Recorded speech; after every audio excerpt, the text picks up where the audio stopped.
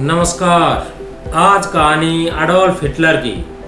वो हिटलर जो दुनिया में तानाशाही का पर्याय बन गया, जिसके कारण 20 वर्षों में ही दुनिया को दूसरा विश्व युद्ध देखना पड़ा, जिसने नस्लवाद के नाम पर लाखों बच्चों, बूढ़े, जवान, पुरुष और महिलाओं की जान ले ली, जिसके कारनामों ने इंसानियत को शर्मसार कर दिया। हिटलर का जन्म 20 अप्रैल 1889 को ऑस्ट्रिया में हुआ। हिटलर अपने माता पिता की चौथी संतान थे। उसे अपनी मां से बहुत प्यार मिला, लेकिन पिता के साथ हमेशा उसके मतभेद रहे। 1903 में हिटलर ने अपने पिता को और 1906 में अपनी मां को खो दिया। जल्दी उसका सारा परिवार बिखर गया। हिटलर का कोई भी नजदीकी जिंदा ना रहा। उसे दर दर की ठोकरें खानी पड़ी। उसने स्कूल भी छोड़ दिया। 1903 से 1913 का वक्त हिटलर के लिए तकलीफों भरा रहा। 1914 में जब पहला विश्व युद्ध शुरू हुआ तो हिटलर ने भी एक नई शुरुआत करने का फैसला किया।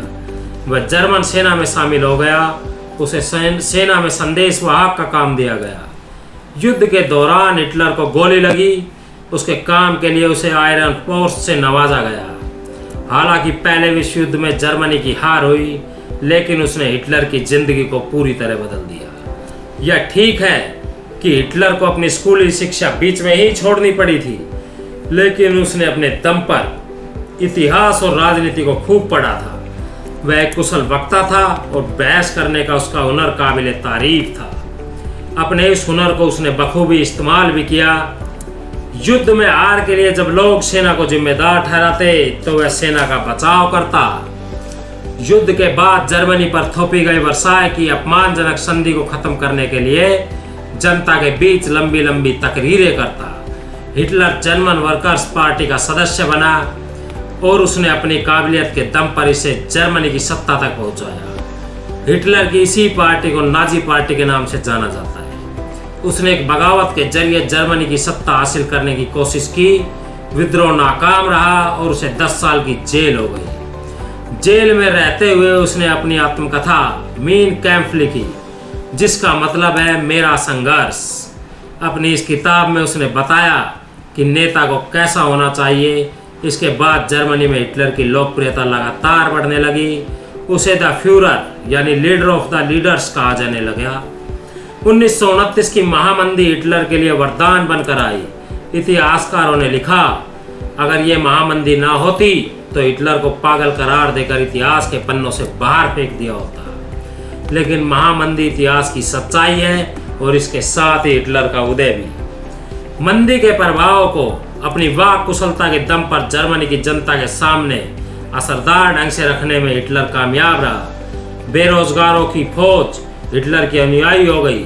उसने वर्साय की संधि को जर्मनी की हालत के लिए जिम्मेदार बताया। उसने सरकार की आलोचना की। उसने साम्यवादियों की आलोचना की। उसकी तकरीरों से जर्मन स्वाभिमान जाग उठा और जर्मन जनता उसकी दीवानी हो गई।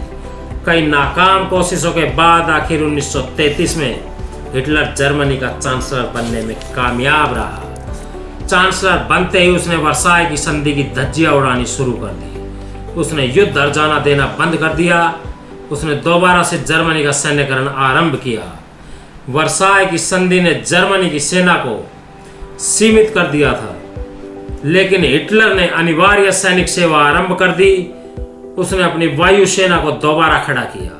अपनी नेवी को फ्रांस के बराबर लाने के लिए उसने ब्रिटेन के साथ एक समझौते पर हस्ताक्षर किए।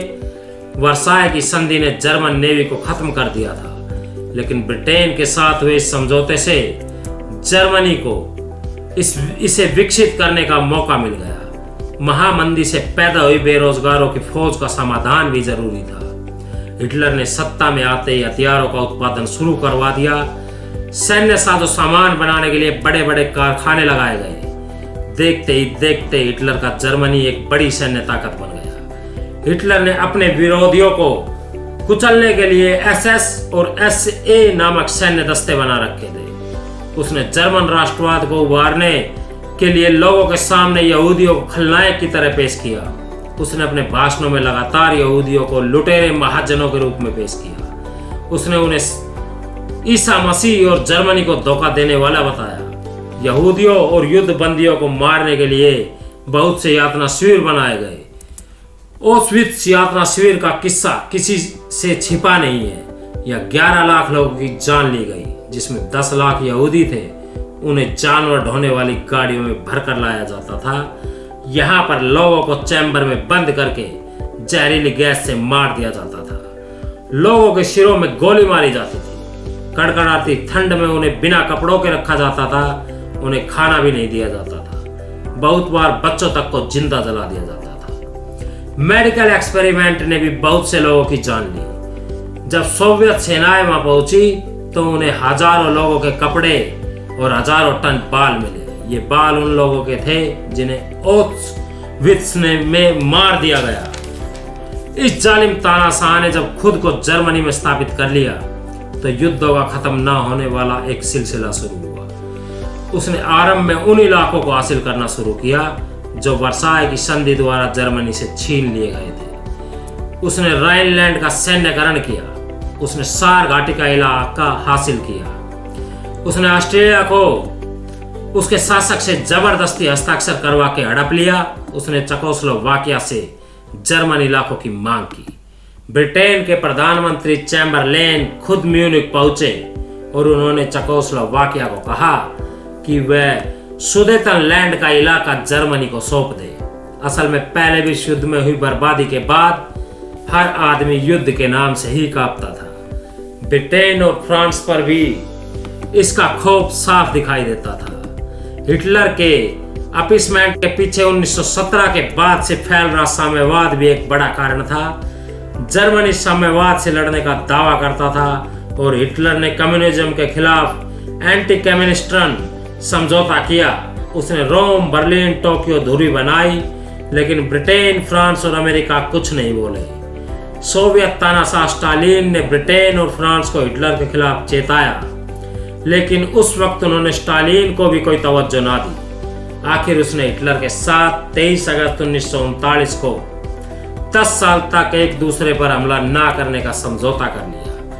इसके बाद जब 1 सितंबर 1939 को हिटलर ने पोलैंड पर आक्रमण किया तो ब्रिटेन और फ्रांस को अपनी चुप्पी तोड़नी पड़ी। जर्मनी के खिलाफ युद्ध का ऐलान करते ही दूसरा विश्व युद्ध शुरू हो गया। जल्द ही जर्मन फौजी ने बेल्जियम, हॉलैंड और फ्रांस को रौंद डाला।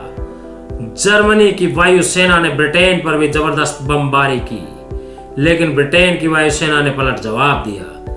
जर्मनी की यू-बोट्स ने अटलांटिक महासागर में ब्रिटेन और अमेरिका के जहाजों को पलटना शुरू कर दिया। अमेरिका आरंभ में युद्ध में न्यूट्रल था, लेकिन उसके जहाज ब्रिटेन और फ्रांस को लगातार खाद्य सामग्री और उद्योगों के लिए कच्चा माल सप्लाई कर रहे थे। जर्मन यू-बोट्स ने अमेरिका के नॉर्थ कैरोलिन के नजदीक खाद्य सामग्री से भरे 35 जहाजों को उलट दिया। एक जहाज में इतनी खाद्य सामग्री थी कि पूरा ब्रिटेन को एक दिन खाना खिलाया जा सके। इन घटनाओं के बाद अमेरिका जर्मनी के खिलाफ युद्ध में शामिल हो गया। इससे पहले हिटलर सोवियत संघ के खिलाफ ऑपरेशन बारबोसा शुरू कर चुका था। हिटलर ने रूसी ताकत का अंदाजा लगाने में वही गलती की जो उससे लगभग 125 साल पहले नेपोलियन ने की थी। नेपोलियन का पतन भी रूसी अभियान के बाद हुआ और हिटलर की हार भी इसके बाद ही शुरू हुई। हिटलर को सोवियत संघ की विशालता का अंदाजा न था। उसे रेड आर्मी के आकार और रूस के मौसम की भी खबर न थी। आरंभ में जर्मन जीते, लेकिन मौसम बदला और स्टालिनग्राद से उनका हारना शुरू हो गया। 6 जून 1944 को जर्मनी के खिलाफ दूसरा मोर्चा खोला गया। आज जर्मन फौजें घिरती जा रही थी। सोवियत सेनाएं अप्रैल 1945 में जर्मनी की राजधानी बर्लिन पहुंच चुकी थी। हिटलर अपने चुनिंदा साथियों के साथ अपनी चांसलरी से 50 फीट नीचे बंकर में बैठा था। उसे सब कुछ लुट जाने का एहसास हो चुका था। उसने अपने साथियों से कहा कि जो जाना चाहता है वह जा सकता है। सभी ने हिटलर को छोड़ने से मना कर दिया। हिटलर ने अपनी मिस्ट्रेस ईवा ब्राउन से शादी करने की इच्छा प्रकट की। विवाह करवाने के लिए बड़ी मेहनत के बाद एक पादरी को लाया गया। विवाह संपन्न हुआ। हिटलर और ईवा ने मैरिज सर्टिफिकेट पर हस्ताक्षर किए। इसके बाद खाना खाकर हिटलर सोने चला गया। अगले दिन यानी 30 अप्रैल 1945 को हिटलर ने आत्महत्या कर ली।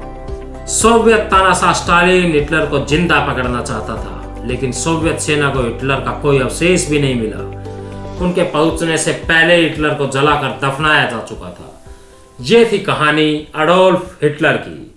अब आप इस पर गौर कीजिए कि दुनिया पर कहर बनकर टूटने वाला हिटलर क्या किसी तरह भारत की आज़ादी में सहायक था? अगली वीडियो में हम बात करेंगे इटली के तानाशाह मुसोलिनी की। तब तक के लिए धन्यवाद।